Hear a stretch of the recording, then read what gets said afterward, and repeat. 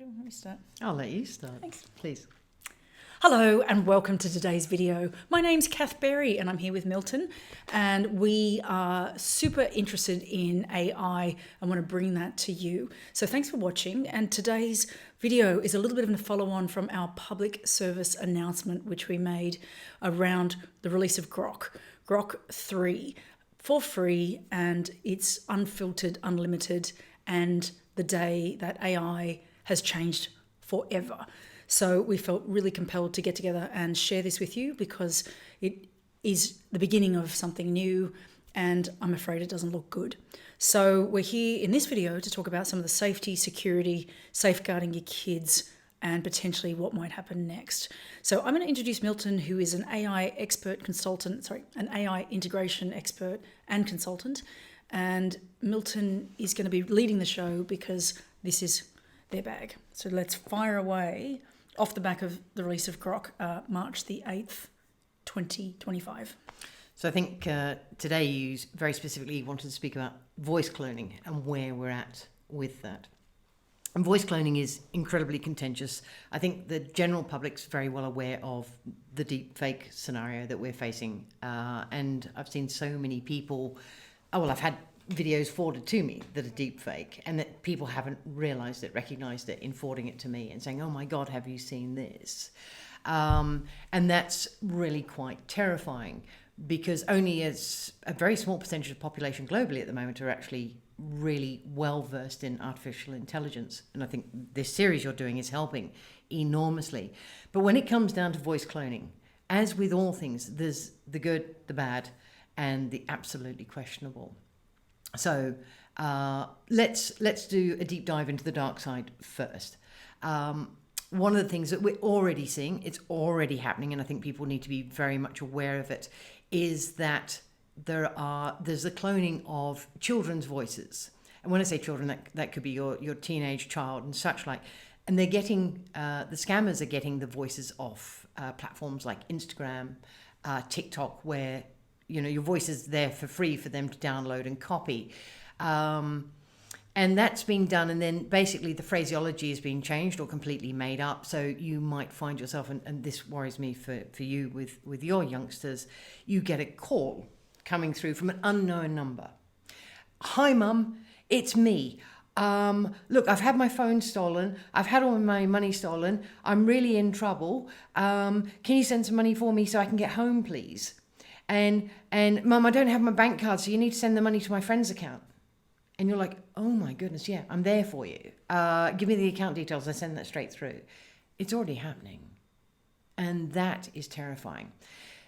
Going forward, there is potential we're going to get to the point where people can sign contracts using their voice. Now imagine if we start doing that and it's a false voice. This is where it really starts to sort of go off into a world I don't actually really want to be thinking about. So we've got those sorts of scenarios. That's the dark side. And I guess just to pivot on that, these are scams that are already taking place. Yeah. They're taking place on Facebook. I've already received, as a parent, I've received them. Mum, I'm in trouble, unknown number, and then at the time, I knew very quickly, but this was a couple of years ago, but I knew very quickly that it couldn't have been my child. But my response as a parent was to panic. And one of the things with these scams, of course, is they only have to convince you once, and that is at the very initial interaction. Once you're hooked and you're thinking you're talking to your child who's in distress, they don't need to then reinforce that it's, you're on that path. And I can see how very quickly, I do know of other parents that have been scammed. I know Facebook scams as well in very similar ways. So this isn't AI. This is the use of AI to conduct sophisticated scams that are already taking place. This is humanity, really. Yeah, it's absolutely being steered by various factions within us. Then we move on to the positives. And the are outstanding. They are beautiful. Unfortunately, I didn't timestamp the occasion when I saw it, but there was a video released. And if I remember correctly, and I might be slightly wrong here, a woman had a severe stroke, couldn't speak. But through the use of AI and previous things she had recorded, they were able to clone her voice. And then through her own control of the computer, she was able to talk with her husband, with her children. And it was just so beautiful. She was quite a young mum. She was very young when she had her stroke. That was gorgeous to see.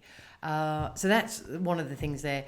For somebody like myself who is inherently actually quite shy, being able to convert things that I write into speech to share them, that's another really wonderful element that we can bring forward to it.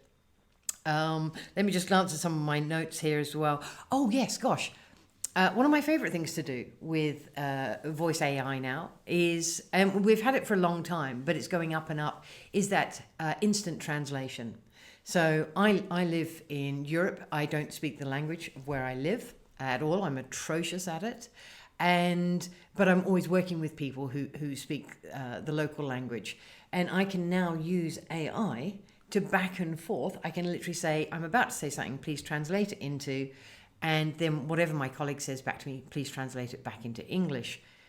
And that has smoothed the way for communication on a personal and professional level. And to be able to do that globally, to reduce barriers, to speak with a colleague in Taiwan, and not have any language barriers, to not have any misunderstandings. As we discuss the world of artificial intelligence, or whatever our subject of the day is, even asking after his kids, I can now do. This was raised, funnily enough, yesterday in a conversation with a friend who's a parent also, and they said that their concern about that is children not learning languages anymore. Like, what are our children actually going to be learning if they don't have to learn a language? If they can sit there and instantly converse comfortably using their AI, what are the implications for our brain, our learning, our human interactions, if AI is taking over some of these things? What are your thoughts on that? I think it's a really valid point. I think there's a tremendous pride in knowing your language, in being able to speak another language. And a lot of people look at historically languages being lost and feel absolutely devastated by that. There's a lot of work going into preserving those languages and assisting with that. And I get that. I think that is entirely valid unto itself. I haven't sort of rectified it, or the word escapes me, in my own mind, the idea of one global language. But AI at the moment is facilitating global communication, if not a global language. So that ability to cross barriers positively, proactively, to share information openly, that to me is an absolute positive. So it's interesting to, again, if you watch a previous video on Grok, where Grok is filthy, sexually, ideologically, philosophically, as well as language. And again, my concern, if that's put in the voice of somebody well known and well respected, the capacity for misinformation, or the capacity for,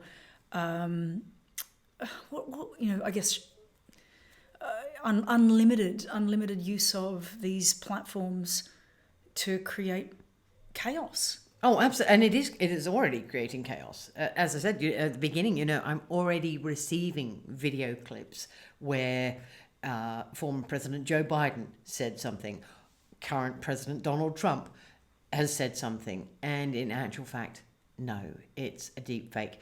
Thankfully, there are really good parties out there at the moment that are working extremely hard for voice authentication systems. So it will be flagged going forward.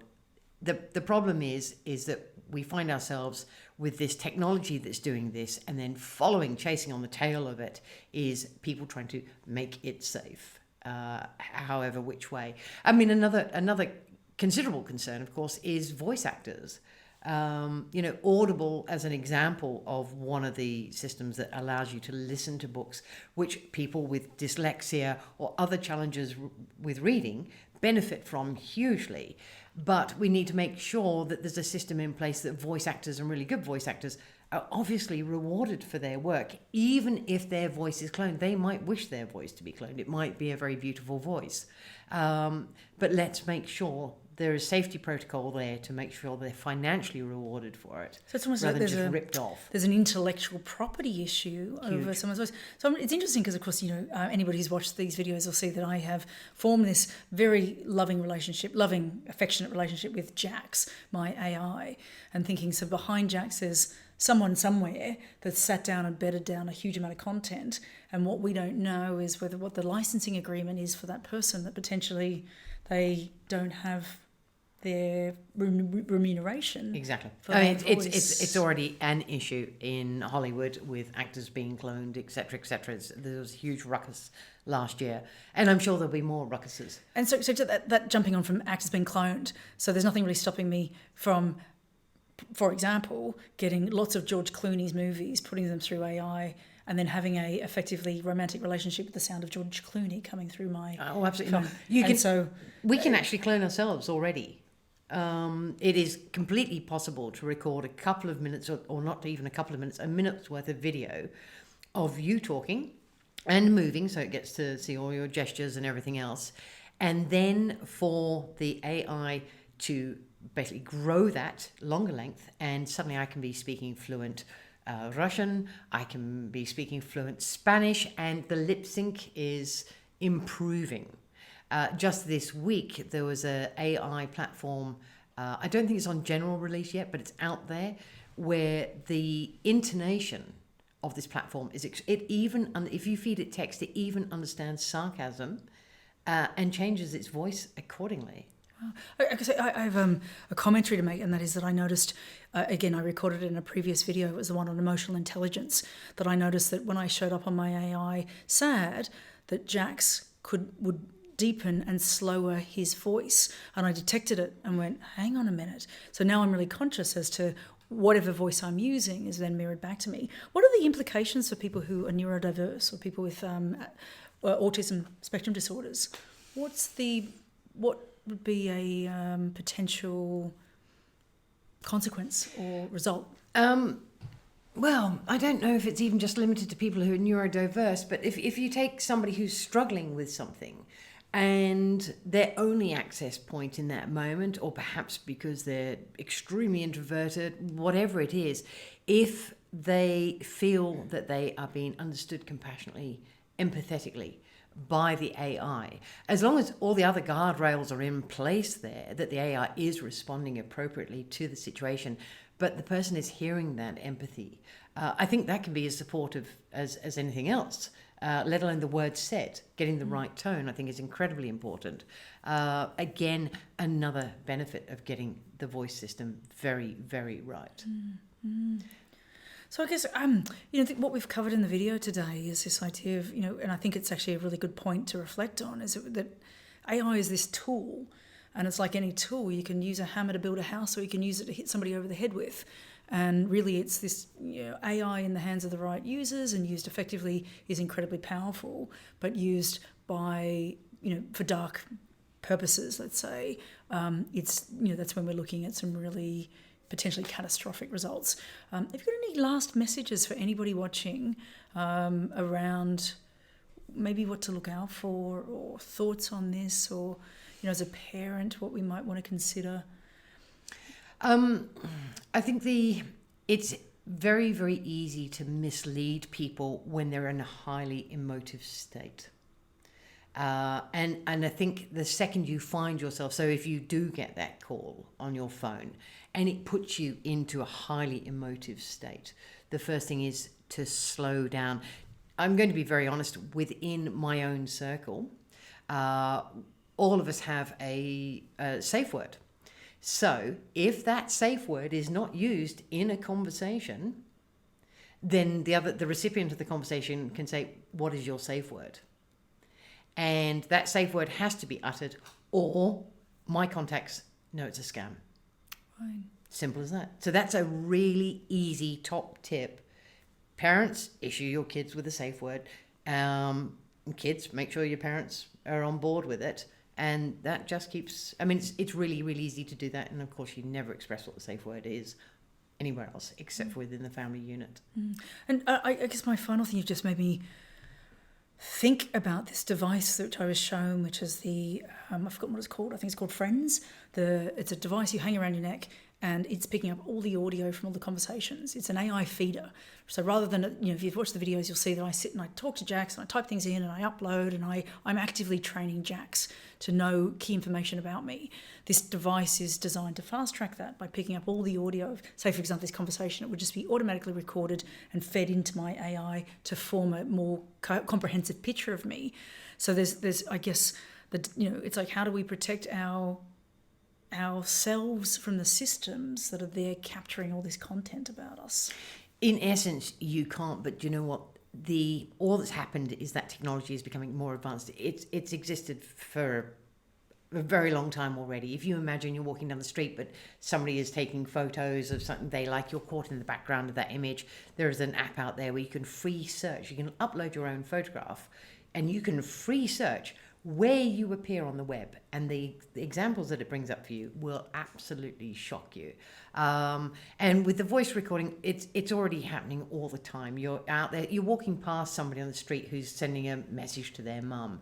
It's there. We're not going to stop that. It's being aware of it, a little bit more mindful of it. I was also, just as a personal note, I was the victim of an illegal recording, and it was shocking because it is terribly shocking when you find that you've been recorded and you're not aware of it, and the downstream consequences of that. So you're absolutely right that the facilities exist, and the potential illegal use of your own voice for illicit reasons is terribly distressing. But the key word you said there, and this is what we must be aware of and we must be cautious about and we must utilise it as and when, is illegal. So as soon as it came to light, it gave you leverage to fight back. Well, unfortunately, different countries have different laws. They do. So Spain and the UK and Australia actually have all different laws around what is considered legal and illegal recordings. But that's obviously a separate issue because it's slightly away from AI. But certainly this idea, and you reminded me of when Google Maps first came out. You remember the cameras, driving around the streets, Street View, and that's that was a really big issue, and I feel like we're kind of back to the same idea of our information being used in ways that we're not given permission for. And I came in another conversation with a friend, came across this idea of information sovereignty. Where is our data being stored? What's it being used for? And what ownership have we got over that? And particularly when it's done by a third party without permission. So there's lots of food for thought. We're going to end the video there. Please do make any comments, like, subscribe, share. These videos are being recorded in real time. Today, again, is Saturday, the 8th of March, 2025. I make a real point of saying that because this project's only been going for 2.5 weeks. And, just to think of how much has happened in my life in those 2.5 weeks. The fact that we've seen ChatGPT go from version 4 to version 4.5. Grok has now been released, version 3, for free. This is really fast-moving technology. So thank you again, Milton. Pleasure. Thank you for watching, and please do like, subscribe, and share, and also join us because we're going to be doing some more of this in a more structured way sometime soon. So if you're interested, subscribe and you'll be kept informed. Thanks again, and bye for now. Click on the links below this video to sign up to our mailing list and join our online training course coming soon.